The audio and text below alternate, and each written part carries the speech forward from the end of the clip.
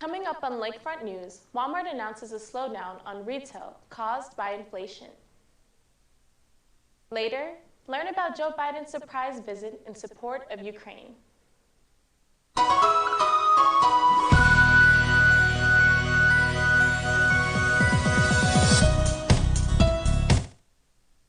Thank you for joining us for Lakefront News.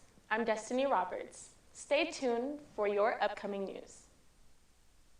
Walmart is warning of a slowdown this year as high inflation takes its toll on sales. America's largest retailer reported a strong holiday shopping season Tuesday, saying it saw a more than 8% sales increase during its latest quarter at the U.S. stores for open at least a year. The retail giant said it's forecasting slower sales and profit growth and expects the year ahead will be more challenging. This comes after Walmart's recent announcement that it will raise its minimum wage from $12 to $14 an hour amid tight labor market. With Walmart slowing retail, make sure to shop for all your necessities within a reasonable time. Flight cancellation will continue due to the severe 3-day winter storm approaching most of southwest U.S. Tens of millions of people from California to Maine are under winter weather alerts for severe icing, extreme cold, and sleet. Nearly 700 flights have already been canceled since February. On February 22nd, more than 1,700 flights that were canceled according to flight tracking site FlightAware. This year, the upper Midwest expected to see more the brunt of the storm in terms of snowfall. If you plan to take a flight soon, make sure to check the weather saints. Wednesday, February 15th, there was a shooting at Cielo Vista Mall in El Paso, Texas. A civilian used his legally licensed gun to shoot and wound suspect in a mall shooting in El Paso, Texas. The shooting left 1 dead and 3 injured. 32-year-old Emmanuel Duran shot a 16-year-old who was believed to have carried out the shooting in the mall. Bar surveillance caught the incident that spurred chaos and sent many shoppers running in panic. A man in Texas is accused of killing his stepmother with a hammer. 29-year-old Mason Craig was dog-sitting for his father and stepmother in Sherman, Texas last week. When his father was about to drive him home, Craig confessed that he killed his stepmother, Kathleen Craig. She was killed with a blunt force instrument, a hammer. There were some other injuries. The police found the suspect's body on the bathroom floor of his parents' home. They believe Craig may have had a medical episode, possibly under the influence of narcotics. Craig has been charged with the murder. He is in jail on a $1.5 million bond. The Craig family continues to mourn for the loss of Kathleen Craig. A newborn baby in Georgia is safe after he was kidnapped by a teen on Monday, prompting a statewide Amber Alert. The Bibb County Sheriff's Office says 13-year-old stole the infant while his dad was inside a grocery store. They say the teen knew the father, 26-year-old Kevin Walker, and was helping with his Instacart orders. Walker went inside Publix with his 4-year-old son. He left the teen with his 3-year-old in the car. When they returned to the parking lot, the car was gone. Authorities later found the car at a nearby hotel. The infant was unharmed and released to his parents. The 13-year-old is now facing theft and kidnapping charges. Reckless drivers blocked 4 intersections in Austin, Texas over the weekend. Saturday, February 19th, reckless drivers took over 4 intersections across Austin. Residents called 911 but said calls were unanswered for several minutes. CBS Austin reported on Austin 911's critical staffing shortage. Monday and Tuesday, CBS Austin requested an on-camera interview with Mayor Kirk Watson regarding the shortage of responders, but the mayor's office said due to the council work session today, Mayor Watson will not be available for an on-camera interview. Texas officers Buddy Calzada and Jimmy Palazzani were on the highway headed back to Texas. Once their police department learned the impact of the train crash is having on people in Palestine, Ohio, they had to do something. Some phone calls to the disaster teams there in Ohio. They got back with us and said, not only do we need fresh water, but how quick can you get it here? After approval from their police chief, the two-man delivery team got the department's 18-wheeler ready for a 20-hour road trip one way. The two-man team transported 13 pallets of 40,000 bottles, totaling up to 2,338 gallons of waters.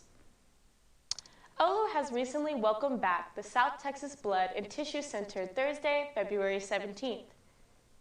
Students were able to donate blood between 9 a.m. to 1 p.m. Many students lined up and signed up to give their blood. The Bloodmobile has been coming to OLU for over 14 years and 2 times a semester. They brought the bus onto the mall parking lot, making it easier for students to donate blood. If wanting to help save a life, for more information, visit southtexasblood.org. A bill to allow students to carry concealed weapons on college campuses cleared both chambers in West Virginia. Last week, the House of Delegates passed the Senate bill allowing concealed carry on campus despite opposition from leaders at most of the state's colleges and universities. If they told me, Doug, I'm not going to go to college in West Virginia because you guys don't allow guns. But a lot of them did tell me, if you pass this legislation, they will not be going to college in West Virginia. 13 laws voted against the bill, including Fayette County Democratic Delegate Elliot Pritt, who crossed party lines to support the measure.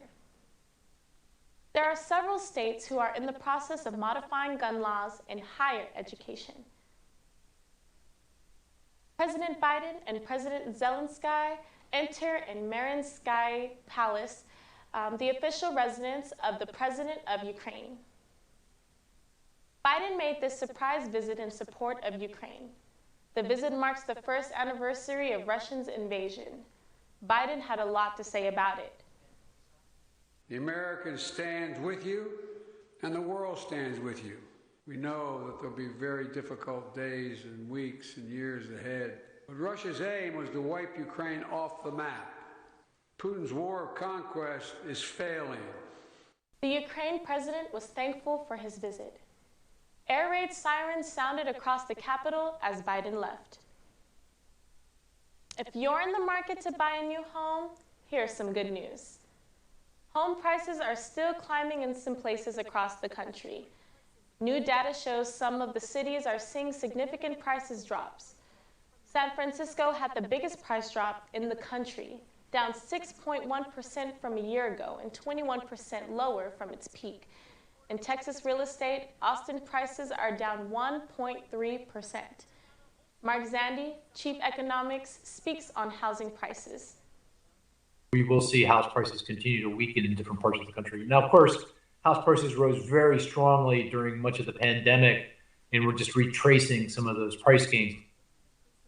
If you are looking to buy a house in a different location, consider looking now while prices for houses are on the decline.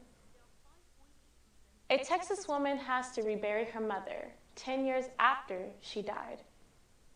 The woman said she recently learned her mother's casket wasn't properly wrapped and the remains were leaking. The family is suing in the funeral home and cemetery. The woman, Tina Evans, speaks out on this trying time. This interview is not for me, for anyone to feel sorry for me. I'm not looking for no one to feel sorry. I don't want no pity from no one. I just want everyone to make sure when they bury their parents that it's properly wrapped. Coming into today, sports. OLU basketball is gearing up for postseason play, with the Saints set to travel to Alexandria, Louisiana to take part in the 2023 RRAC tournament from February 24th through the 26th. The Saints women's team, under the leadership of first-year head coach Tanya Ray, are seeking to defend their tournament title from a year ago.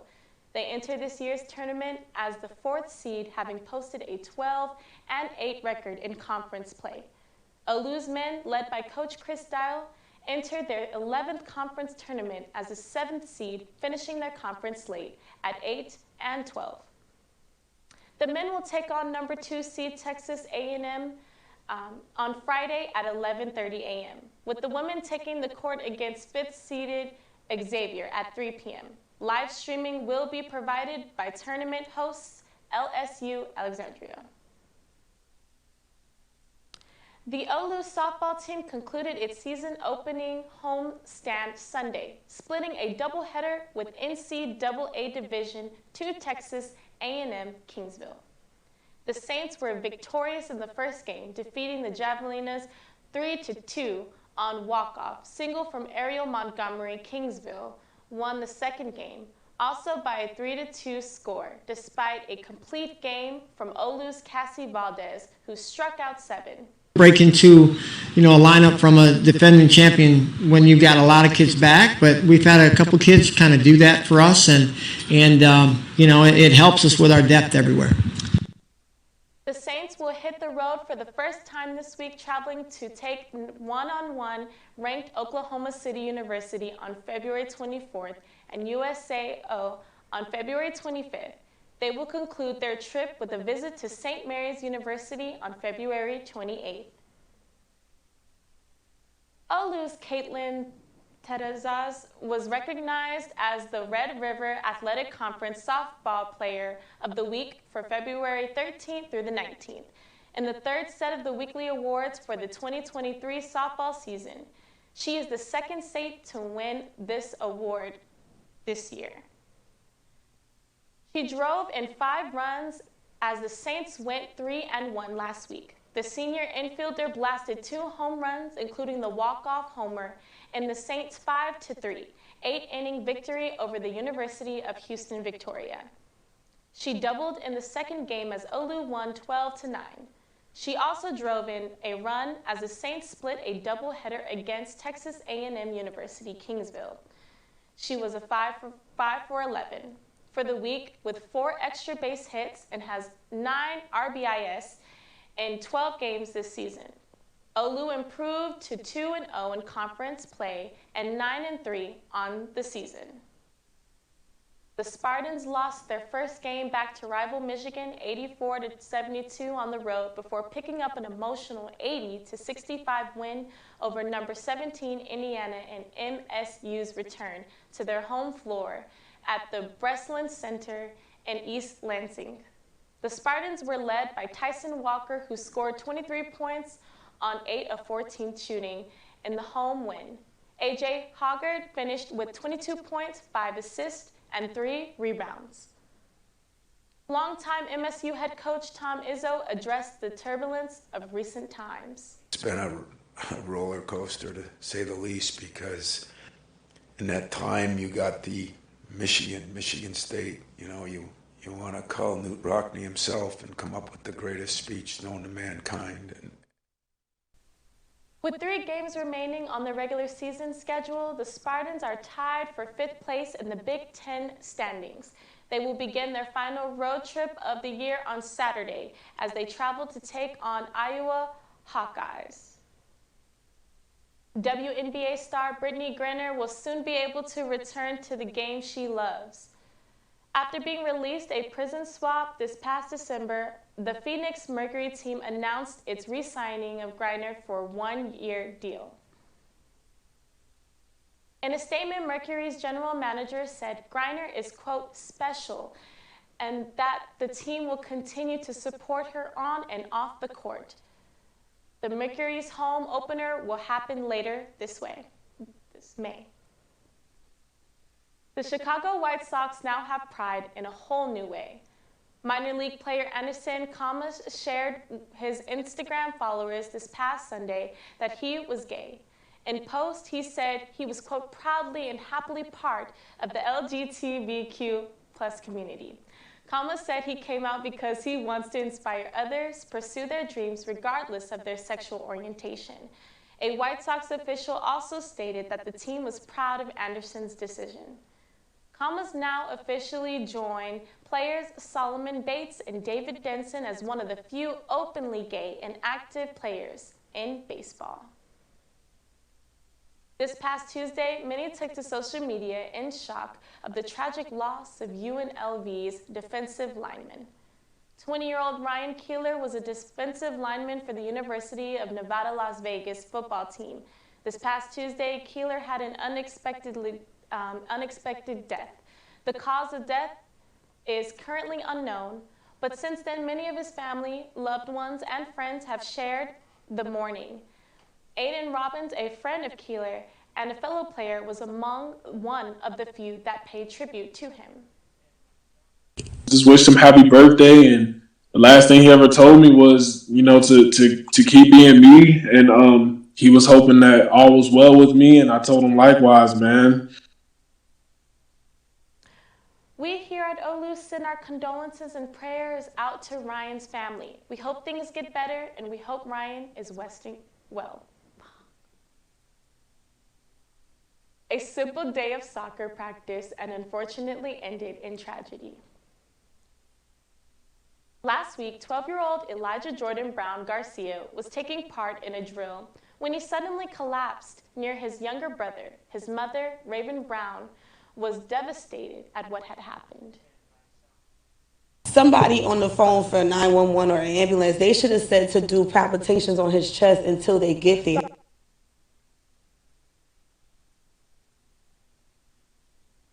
According to Elijah's brother, Mecca, the cause of his collapse came from a lack of breath and exhaustion. As of February 17, 2023, a GoFundMe page has been set up to help Elijah's family pay for the funeral. After months of anticipation by introducing cities, coaches, and players, the San Antonio Brahmins debuted in San Antonio for the XFL.